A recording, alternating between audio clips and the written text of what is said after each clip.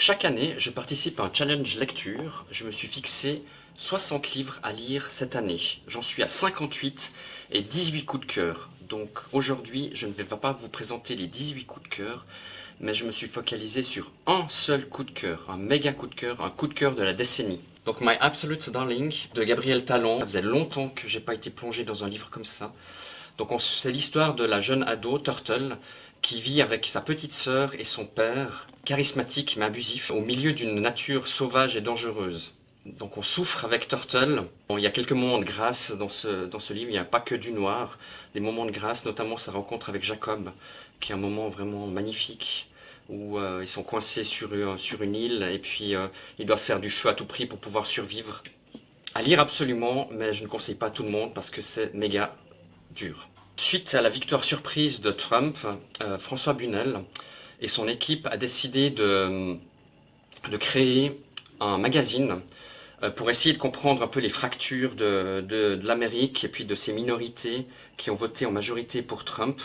Donc c'est cette revue America qui est incroyable. Elle paraît que 4 fois par an et durant 4 ans, donc la durée du mandat de Trump. Donc François Bunel fait appel à des écrivaines des États-Unis pour essayer de comprendre. Il y a des interviews, il y a des superbes photos. Et là, ce numéro, c'est un spécial sur la foi aux États-Unis. Et j'ai appris des choses incroyables, surprenantes et sidérantes pour nous, Européens. Et une fois n'est pas coutume, je vais vous présenter un jeu vidéo. Et oui, on a des jeux vidéo à la bibliothèque, vous pouvez les emprunter. Et d'ailleurs, on se trouve à côté du logo de l'Espace Pixel. Donc l'Espace Pixel, c'est un espace dédié aux jeux vidéo. Donc vous pouvez sans autre voilà, réserver une plage, jouer aux jeux vidéo, donc des jeux modernes, des jeux rétro, il y a une borne arcade, il y a tout plein de choses. Renseignez-vous à la bibliothèque pour en savoir plus. Et là, donc Red Dead Redemption 2, le jeu que tout le monde a entendu parler, qui a fait la une de tous les journaux. Donc Rockstar, un studio assez incroyable, mais aussi qui justement exploite son personnel. On a beaucoup entendu parler du crunch, donc des équipes qui bossaient à plus de 100 heures par semaine, imaginez, pendant plus d'une année. Et bien sûr, ces heures supplémentaires aux États-Unis ne sont pas payées.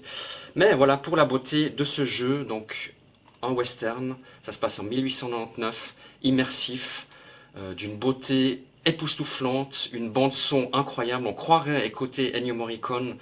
Et voilà, vous avez plus d'une centaine d'heures de jeu dans Red Dead Redemption 2. J'en suis qu'à 10 heures, mais je suis impatient d'y recommencer. Je